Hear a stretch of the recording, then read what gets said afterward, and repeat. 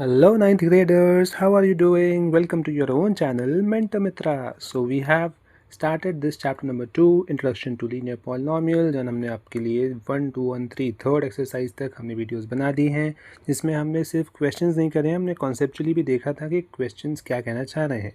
So if you have not seen those video yet so I highly recommend कि आप हमारी पहले वाली वीडियोस चेक करिए so that you get to know कि हमने क्या किया है और एक कॉन्टेक्स्ट भी समझ आएगा. And without wasting any time let's start with this one. So जैसा हमने पहले आपको बताया था कि हमने degrees, linear relation, linear polynomial, इन सब के बारे में ऑलरेडी डिस्कस किया हुआ है. सो अगर आपने वीडियो नहीं देखी है तो जल्दी से उसको चेक करिए. एंड देन हम आज स्टार्ट करने वाले हैं 2.4 linear growth and linear decay. So if you remember in the last class we were talking about linear relationship कि linear relationships होती क्या है. एंड अगर आपने वो देखी हुई है तो आपको ऑलरेडी पता है लीनियर रिलेशनशिप क्या होती है, और अगर नहीं पता है तो वीडियो देखो. और फिर अब स्टार्ट करेंगे हमारा नेक्स्ट वाला topic which is linear growth and linear decay. So linear relationship क्या होती है? ऐसी कोई रिलेशनशिप जिसमें कॉन्स्टेंटली वैल्यू इंक्रीज़ या डिक्रीज़ करती है. एक ऐसा पैटर्न जिसमें कॉन्स्टेंट तरीके से जो वैल्यू है वो इंक्रीज़ या डिक्रीज़ करे तो उसको आप कहेंगे लीनियर रिलेशनशिप. अब लीनियर रिलेशनशिप जैसा हमने कहा या तो वो इंक्रीज़ हो सकता है या वो डिक्रीज़ भी हो सकता है. सो अगर वो इंक्रीज़ होता है तो आप कहोगे कि there is a linear growth because the values are increasing. But अगर ऐसा हो जाए कि values are decreasing at a constant value, so उस केस में आप कहेंगे कि there is a linear decay. Okay, so पहले हम बात करते हैं लीनियर ग्रोथ की, फिर हम बात करेंगे लीनियर डिके की. ठीक है. So as you can see linear growth क्या है? Growth as the word suggest, growth मतलब चीज़ें बढ़ने वाली हैं. और कैसे बढ़ेंगी? लीनियर पेस में, मतलब कांस्टेंट वैल्यूज़ इंक्रीज होंगी. ठीक है. So a pattern where a quantity increases by a constant and the fixed value over equal interval. जैसे हमने पहले भी एक एग्जांपल लिया था. Let's assume you have 50, then you have 100, then you have 150 and then what do you think next number क्या आएगा? So 50 plus 50 gives you 100, 100 plus 50 gives you 150, and then 150 plus again 50 is going to give you 200. So the next value is going to be 200 and उसके बाद क्या होगा? 250 and so on so forth. ठीक है. So values बढ़ रही हैं, और कैसे बढ़ रही हैं? By a constant. कितना constant था? For this particular case plus 50 he value थी. ठीक है. So अगर हम ग्राफ बनाते हैं on a graph, this is always represented by a straight line. हमेशा जब भी लीनियर ग्राफ होगा, हम फिजिक्स भी करेंगे मोस्ट प्रोबेबली, तो उसमें भी आप नोटिस करोगे कि whenever you are going to have a linear curve और you have a graph which is linearly moving, straight होगा हमेशा. So it is going to be a straight line with a positive slope. अब ये positive slope क्या होता है? So just to give you the context here, so for example अगर हमारे पास कुछ ऐसा ग्राफ है, सो उस केस में the graph is going to be a straight line like this. Straight line होगी एंड ये ऊपर की तरफ जा रहा है, राइट. सो ये ऊपर की तरफ जा रहा है, इसीलिए इसको हम कहते हैं ये है पॉजिटिव स्लोप ग्राफ. बट अगर हमारे पास लीनियर डिके होगा, जिसको हम थोड़ी देर में डिस्कस करेंगे, तो उसमें हमारे पास स्ट्रेट लाइन तो होगी बट वो होगा नेगेटिव स्लोप के साथ. ठीक है. एक एग्जाम्पल लेते हैं लीनियर ग्रोथ को समझने के लिए. सो एक सिनेरियो है ट्रैवल कॉस्ट का. ट्रैवल कॉस्ट मतलब कि कहीं पर आप ट्रैवल करते हैं तो उसमें जो भी फेयर होगा, कॉस्ट जो भी होगा. ठीक है. So the cost of a journey, ये जो आपका एग्जांपल है दिस इज़ फ्रॉम गणित मंजरी का एग्जांपल. सो बहुत ज़्यादा प्रॉब्लम आपको नहीं होनी चाहिए. So the cost of a journey is model by a function. Function हमेशा सी ऑफ डी, और जो भी आप लें उसके हिसाब से है C of D. What does C represent? C represent the total cost. And what is the D here? D is the distance in kilometres. मतलब जितना आप डिस्टेंस कवर करेंगे in terms of kilometres, obviously cost उतना बढ़ता जाएगा. जैसे आप मान लीजिए कैब में जा रहे हैं. अब आप कैब से जाते हैं लेट्स से 5 किलोमीटर्स, तो उसमें आपको रेंट, मतलब जो उसका कैब का कॉस्ट है that is let's say 100 rupees. But अगर आप 5 की जगह 10 किलोमीटर जाएंगे तो ऑब्वियसली जो फेयर होगा कैब का वो बढ़ जाएगा, कम तो होगा नहीं, है ना, वैसे. So cost of the travel which is C of D is given by 100 plus 60 D. 100 is, आपने लास्ट वीडियो में नोटिस किया था, एक हमारा जो इनिशियल वैल्यू होती है वो है, जो यहाँ पर फिक्स्ड कॉस्ट हो जाएगा. एंड 60 डी इज़ बेसिकली पर किलोमीटर्स का 60 है वैसे. ठीक है. सो every time the distance d increases by 1 kilometers, the cost increases by a fixed amount of 60 because here we had 60. जैसे जैसे डिस्टेंस बढ़ेगा वैसे वैसे 60 के रेस्पेक्ट में, 60 के रेशो में आपका जो कॉस्ट है वो बढ़ता जाएगा. तो the value is going to get increase and that is why it is a linear growth. Similarly जब हम बात करते हैं लीनियर डिके की, डिके क्या होगा, values are going to decrease. ठीक है, so a pattern where a quantity decreases by a constant, एक कांस्टेंट से वैल्यू डिक्रीज होगी. सो फिक्स्ड अमाउंट होगा इक्वल इंटरवल पर. जैसा भी एक एग्जांपल देखेंगे, तो जैसा हमने कहा था कि ये भी क्योंकि कांस्टेंट है इसीलिए it's always going to be a straight line graph but with a negative slope. That means कि अगर आपके पास ग्राफ कुछ ऐसा है, so in that case the value is going to decrease like this. ऐसे डिक्रीज होगी, मतलब इनिशियली वो ज़्यादा थी, फिर कॉन्स्टेंटली वो कम कम कम कम कम होती जा रही, तो ग्राफ नीचे की तरफ जा रहा है. सो although it's a straight line again but with a negative slope, it's going downwards. ठीक है, नीचे की तरफ जा रहा है. आई होप आपको समझ आ गया है. अगर आपको लगता है कि नहीं समझ आया, so make sure to comment so that हम उसको और अच्छे से नेक्स्ट वीडियो में, एक शॉर्ट में या किसी लाइव सेशन में डिस्कस करेंगे. ठीक है, और we can also do one thing, अगर अच्छा रिस्पॉन्स रहा so we can take a doubt session maybe on every Sunday और सो. ठीक है, सो एक एग्जांपल देख रहे हैं हम लीनियर डिके का. डिके मतलब वाटर लेवल का हम एग्जांपल ले रहे हैं कि समर्स स्टार्ट हो रही हैं और एक सिलेंड्रिकल वाटर टैंक है जिसमें 3 मीटर्स तक हाइट तक हमने पानी को भरा हुआ था. बट पानी जैसे जैसे जैसे जैसे यूज़ होता जाएगा वैसे वैसे जो हाइट है, मतलब लेट्स अज्यूम कि ये सिलेंड्रिकल वेसल है या टैंक है, उसमें पानी यहाँ तक था, फिर थोड़ा यूज़ कर लिया तो अब यहाँ हो गया, फिर और यूज़ कर लिया तो यहाँ हो गया, and so on so fourth. जैसे जैसे आप जाएंगे वैसे वैसे जैसे जैसे यूज़ होता जाएगा वैसे वैसे लेवल नीचे जाते जाएंगे. ठीक है, so the height in terms of T, what is T, T is T month, जो कि टाइम है basically. So that is given to you as 3.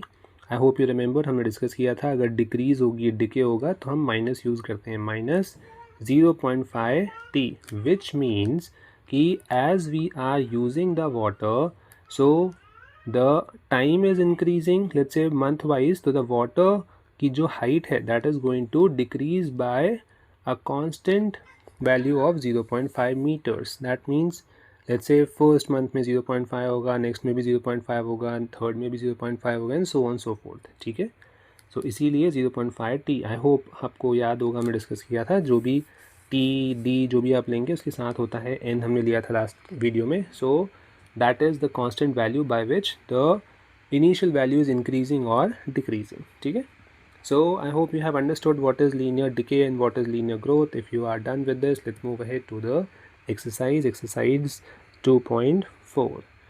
Question is, suppose a plant has a height 1.75 feet. This is the initial, you can say, height.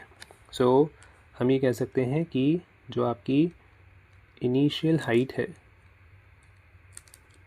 that is 1.75 feet. Okay, and it grows by 0.5 feet each month. और हर महीने कितना बढ़ रहा है, so it grows by 0.5 feet. हर month इतनी height बढ़ती जा रही है. ठीक है, so you have to find the height after 7 month. So initial height जो थी वो आपकी 1.75 थी, फिर फर्स्ट मंथ में 0.5 ग्रो होगा, सेकेंड में भी, थर्ड में भी, and so on so fourth. तो इफ़ यू रिमेंबर, ऑल्दो यहाँ पर जो एक्सप्रेशन पूछा गया है वो लास्ट पार्ट में पूछा गया है, but you have an idea. हम यहीं पर लिखेंगे और नेक्स्ट पेज पर, नेक्स्ट स्लाइड में उसको क्वेश्चन को अच्छे से डिस्कस करेंगे. सो आपको ये पता था इनिशियल वैल्यू, जो भी आपकी इनिशियल वैल्यू है, प्लस और minus here because the height is increasing, तो प्लस जो भी आपका कांस्टेंट है मल्टीप्लाइड बाय द टाइम्स, जो भी हुआ, मंथ है, डेज है, व्हाटएवर इट इज़. सो यहाँ पर हमने डिस्कस किया था मंथ, तो मल्टीप्लाइड बाय मंथ आप ले लेंगे. दैट मीन्स जो रिलेशन है, जो एक्सप्रेशन है, that is going to be 1.75 plus constant which is 0.5 multiplied by the month. m ले लेते हैं b के लिए, आगे देखेंगे कैसे करेंगे. ठीक है, यहाँ पर h और t लिया है वैसे, तो t करेंगे anyways. So this is it. First वाला पार्ट हम कर रहे हैं. So it says after 7 month, तो height after 7 months is going to be 1.75 plus 0.5 multiplied by 7 because how many month? 7 month. ठीक है, 1.75 body mass you have to multiply first, तो 0.5 into 7, 7 5 are 35, तो ये हो जाएगा 3.5 एंड आप करेंगे इसको ऐड तो ये तो पॉइंट रहेगा and it is going to be 7 + 5 12 हो जाएगा, सो 5.25 feet. So the height of the plant after 7 months is going to be 5.25 feet. ठीक है, सेकेंड पार्ट पूछा जा रहा है, you have to make a table of the values for T varying from 0 to 10 month and show how the height H increases every month. हम पूरा नहीं करेंगे, it's going to take a lot of time and because videos बहुत लंबी हो जाती हैं, फिर आप कंप्लेन करते हैं 20-25-30 मिनट्स की हो रही हैं, so will try to keep it a little short as much as possible. तो एक आइडिया आपको देते हैं कि करना क्या है. करना कुछ नहीं है, let's assume you have month and you have let's say time T ले रहे थे आप रिलेशन में and you have height. Height थी आपकी h. ठीक है, तो मंथ फर्स्ट मंथ में 0 से था क्योंकि they were asking you to start from 0 till 10th month. So 0 में हाइट ऑब्वियसली सेम ही रहेगी 1.75 फीट. फर्स्ट मंथ में हाइट जो है बढ़ जाएगी तो 1.75 plus 0.5 because it is increasing every month by 0.5. तो 1.75 plus 0.5 gives you 2.25. Then second month के लिए भी वही सेम प्लस 0.5, मतलब बेसिकली आप 50-50 ऐड कर रहे हैं पॉइंट के बाद. सो 2.75 50 में लिख दिया, तो it's going to be 2.75. Then third month के लिए 3.25 and so on so forth till you are going 10th month. तो 10th month में जैसा हमने डिस्कस किया था कि सेम रहेगा, सेम ही पैटर्न फॉलो होगा and you will ultimately going to get the answer. ठीक है, सो आगे आप बढ़ते जाएंगे और अल्टीमेटली आपका आंसर आता जाएगा. ठीक है, so you can do it in the very similar manner like 3.75, 4.25, 5.25 ऐसे करते आप रहेंगे and you'll get the answer. Third, moving ahead to the third one, we are done with the second part and third one says that you have to find an expression that relates h which is height with time t. तो जो भी time होगा month जैसे हम ले रहे हैं time t and you have to explain why it is representing a linear growth. So वही सेम चीज़ जो अभी तक हम करते आ रहे थे लास्ट एक्सरसाइज में, will be doing the very same thing जो आपने अभी तक किया है. So for the third one you have to write down the linear expression. So that linear expression is going to be 1.75 which was the initial value plus because the height was increasing you have to use plus and by what amount 0.5 amount and time हो गया t. You can write this as h of t equals to 1.75 plus 0.5 t because height in terms of t. अब आपसे एक और चीज़ बोली थी कि you have to also explain कि why this expression is a linear relation. okay, तो explanation भी आपसे पूछी गई थी. So you can write this that this particular expression represents a linear growth.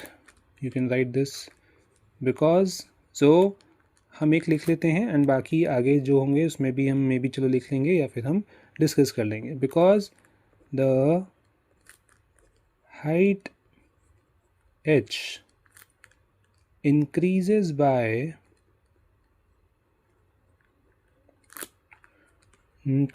by a fixed constant amount which is how much 0.5 feet. 0.5 feet से height increase होती जा रही है for every equal unit of time t, जो कि हम यहाँ पर कह सकते हैं एवरी मंथ. ठीक है, so because the height is increasing by a constant amount of 0.5 feet. That is why you can say that this expression is a linear growth. Okay, अगर ऐसा नहीं होता, कभी 0.5 बढ़ता है, कभी 0.75 बढ़ता है, कभी 1.5 बढ़ता है, या कुछ भी आगे पीछे होता रहता, तो in that case we wouldn't be able to say कि ये लीनियर एक्सप्रेशन है. But because the height is increasing by a fixed constant amount, that is why you are saying that it is a linear growth. Okay, moving ahead to the second one, जल्दी जल्दी से complete करते हैं. The question is a mobile phone is bought for 10,000 rupees. तो the initial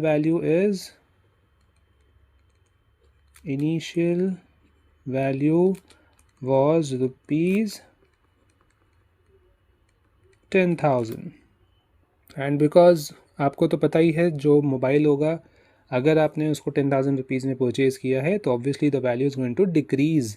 तो let's say अगर कोई second hand mobile लेता है या फिर कुछ टाइम बाद आप उसको सेल करते हैं, तो ऑब्वियसली अगर आपने 10,000 का मोबाइल सेल बाय किया था तो आप 10,000 में थोड़ी सेल कर पाओगे. The value is going to depreciate, कम कम होती जाएगी. सो उन्होंने बोला है कि जो मोबाइल की वैल्यू है it is decreasing by 800 rupees every year.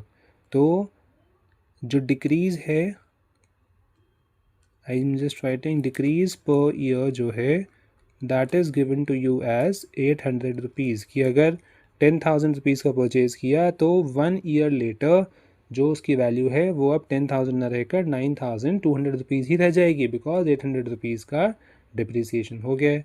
First part में पूछा है you have to find the value of the phone after 3 years. 3 years बाद कितनी वैल्यू रह जाएगी. तो value of phone after 3 years is going to be 10,000, जो initial amount था. Because the value is decreasing इसीलिए हम यूज़ करेंगे minus sign. And then 800 rupees से 3 साल में कितना डिप्रिसिएशन हुआ. सो 10,000 माइनस 8 3 24, 100 रुपीज़ का डिप्रिसिएशन हो गया. दैट मीन्स ₹7,600 की वैल्यू रह जाएगी आफ्टर 3 ईयर्स. ठीक है.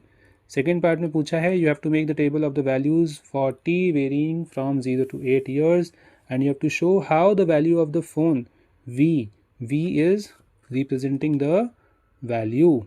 ठीक है.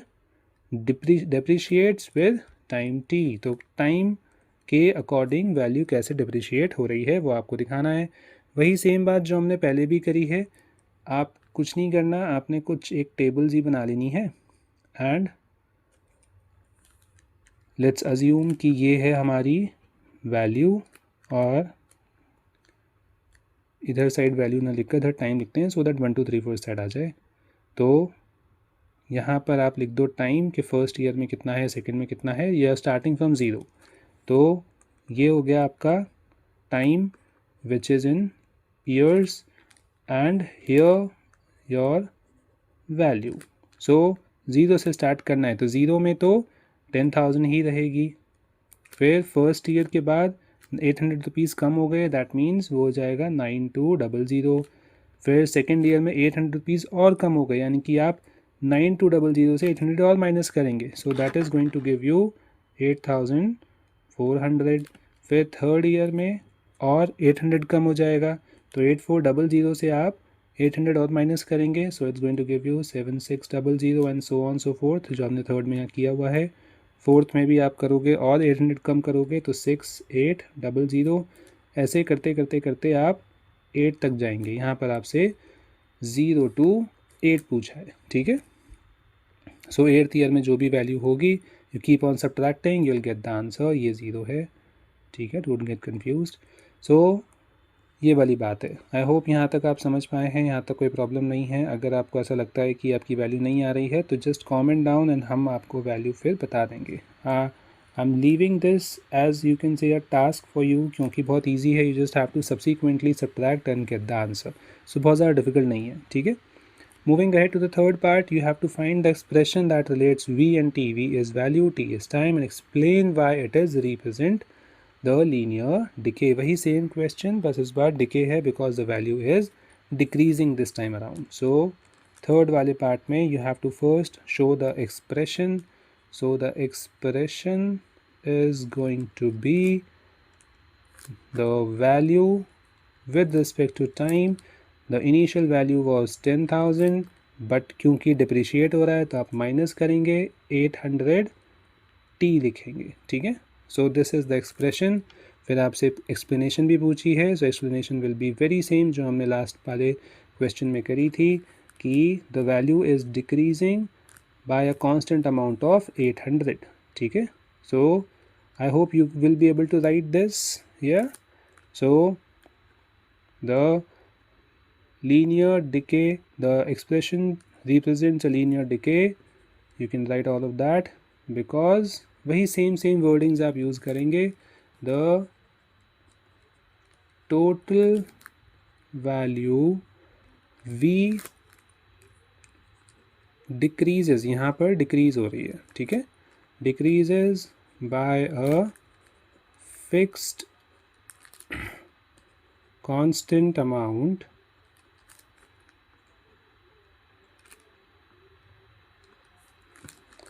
of rupees 800 every year, ठीक है. So because the value is decreasing by a constant amount of 800 rupees every year, that is why you can say that it is a linear decay. ये है linear decay की बात, ठीक है. याद रखेंगे when the value is decreasing decay है, when the value is increasing it is growth. Third question क्या कहता है? The third question says you have to find the population of the village after 6 years. और क्या क्या चीज़ें given है आपको? The initial population is 750. You are being told कि जो initial population है that is 750 and every year 50 people move from nearby city to village. Okay, तो लोग सिटी से विलेज आ रहे हैं. यहाँ तो उल्टा ही हिसाब हो रहा है. सो मोस्टली लोग जो है विलेज से सिटी जाते हैं, बट यहाँ पर बिकॉज विलेज में कुछ ज़्यादा ही अच्छा काम हो रहा होगा, विलेज में तरक्की हो रही है, इसकी वजह से लोग विलेज में आ रहे हैं, गांव से में आ रहे हैं सिटी से. सो वैल्यू इंक्रीज होगी या डिक्रीज? जल्दी बताइए, कमेंट में लिखिए फटाफट से. हाँ, very good. The value is going to increase because the people are coming to village. City से विलेज आ रहे हैं, ठीक है. तो यहाँ पर लोग बढ़ रहे हैं, ठीक है. तो you can say addition of people per year कितना है? 50 लोग आ रहे हैं. So you have to find the population after 6 years. तो बहुत ही आसान है, कुछ नहीं करना है, वही सेम जो अभी तक हम करते आ रहे हैं, बिल्कुल सेम करेंगे. सो population after 6 years is going to be the initial value which was 750 plus 6 years multiplied by the constant which is 50. 750 plus 6 5s are 30, 300, 700 plus 300, 1000. The 1050 people will be there in that village after 6 years. 6 years बाद population उस village की हो जाएगी 1050. Next आपसे वही same पूछा होगा, table बनाना है आपको टाइम का और 0 to 10 है, ठीक है. सो वही सेम चीज़ टेबल आप बनाएंगे. थोड़ा सा आपको हिंट दे देते हैं. सो सेकंड वाले पार्ट में हम टेबल बनाने वाले हैं. सो ईयर्स जो कि टाइम रिप्रेजेंट कर रहे हैं, एंड दूसरा आपका है पॉपुलेशन जो कि यू कैन से पी है. पॉपुलेशन के लिए पी ले लिया, ठीक है. Because it started from 0 itself, तो इनिशियल जो वैल्यू थी वो थी आपकी 750. फर्स्ट ईयर के बाद 50 लोग बढ़ जाएंगे तो 800 हो जाएंगे. फिर सेकेंड ईयर के बाद फिर से 50 लोग बढ़ जाएंगे तो 850 हो जाएंगे. फिर थर्ड ईयर में फिर से 50 लोग बढ़ जाएंगे तो 900 हो जाएंगे. फिर फोर्थ ईयर में फिर से 50 लोग बढ़ जाएंगे तो 950 हो जाएंगे, and so on so fourth till 10th तक. ऐसे ही जो भी आपकी वैल्यू आएगी 10th तक आपको 50 50 50 50 आपको कॉन्सिक्वेंटली ऐड करना होगा. एंड द थर्ड पार्ट वही same, you have to find the expression relating P and T and explain कि वो लीनियर ग्रोथ कैसे है। तो एक्सप्लेनेशन आई होप अब आप समझ ही गए हैं। एक्सप्रेशन फटाफट से हम लिख देते हैं because the video is getting too long, बहुत लंबी हो जाएगी फिर आप देखते नहीं हैं। सो फटाफट से हम पॉपुलेशन लिख देते हैं। वो P of T is going to be the initial value जो कि थी कितनी 750 plus population was increasing by 50 into t. So this is the linear expression और ये growth है because the population is increasing. So explanation में आप लिख सकते हैं कि the given expression represents a linear growth because the population is increasing by a fixed amount of 50 people every year. ठीक है। Moving ahead to the fourth one, a telecom company charges 600 rupees. Okay, तो initial जो recharge cost है वो 600 rupees है। तो recharge cost is rupees 600 and this prepaid balance is reduced by 15 every day. Okay, हर दिन 15 rupees reduce हो रहा है, कम हो रहा है। दैट मीन्स ये कैसा हो गया, लीनियर ग्रोथ या लीनियर डिके। वेरी गुड, ये है लीनियर डिके। तो reduction per day, each day है, ठीक है। तो reduction per day is going to be rupees 15 rupees से कम होता जा रहा है। तो you have to write down an equation this time around. पहले उन्होंने इक्वेशन पूछ लिया, बहुत अच्छी बात है क्योंकि इक्वेशन के बाद इजी हो जाता है वैल्यू को सब्स्टिट्यूट करना, ठीक है। Anyways, equation that models the remaining balance B of X after using the scheme for X days and you have to explain तो आपने कई बार कर लिया है। I hope you are well versed with the explanation. बहुत ही आसान, बहुत ही ईजी है। So the expression which is going to be b of x, initial amount कितना था, इनिशियल अमाउंट है 600 रुपीज़। तो आप लिखेंगे 600 बिकॉज डिके है, हम समझ गए तो माइनस लगाएंगे। 15 रुपीज़ से डिके हो रहा था और x हमने x यूज़ किया था b ऑफ x, इसीलिए x यूज़ करेंगे। सो ये हो गया आपका एक्सप्रेशन। एक्सप्लेनेशन क्या होगी, वही सेम। एक्सप्लेनेशन में आप वही लिखेंगे, the expression represents a linear decay because the balance b of x is reducing by a constant amount of rupees 15 every day, ठीक है। सेकेंड पार्ट क्या पूछ रहा है, आपसे पूछा है after how many days will the balance run out. Run out मतलब कब बैलेंस जो है वो ज़ीरो हो जाएगा। 100 जो आपके 600 रुपीज़ थे वो कब ज़ीरो हो जाएंगे, ठीक है।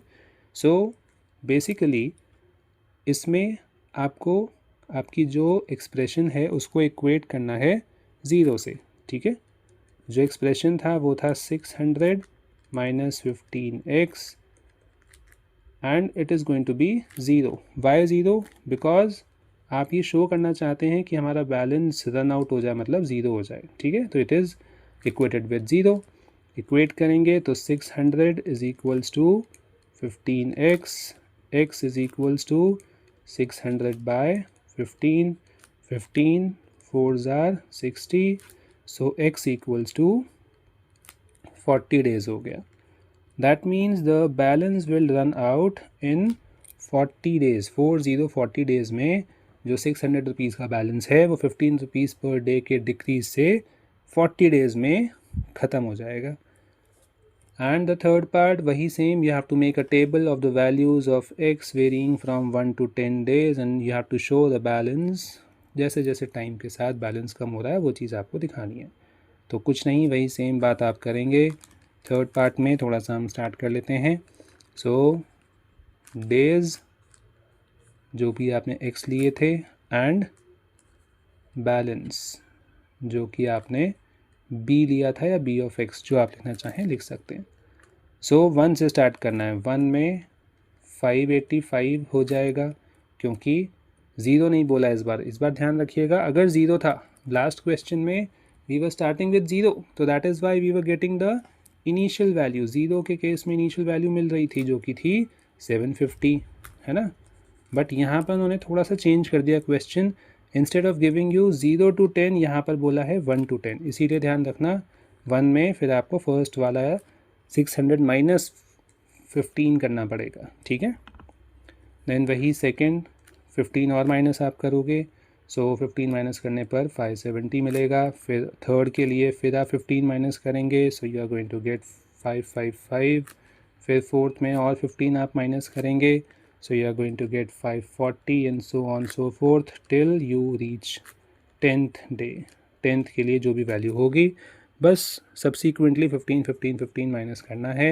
आई होप आपको ये समझ आ गया है। With this we are done with the exercise. कोई ऐसा क्वेश्चन है जो आपको नहीं समझ आया तो make sure to ask in the comment section and will see you in the next one. Till then keep watching, keep studying and make sure to subscribe the channel if you haven't done yet। और कोई भी doubt है, कोई भी चीज़ पूछनी है तो make sure to ask in the comment section।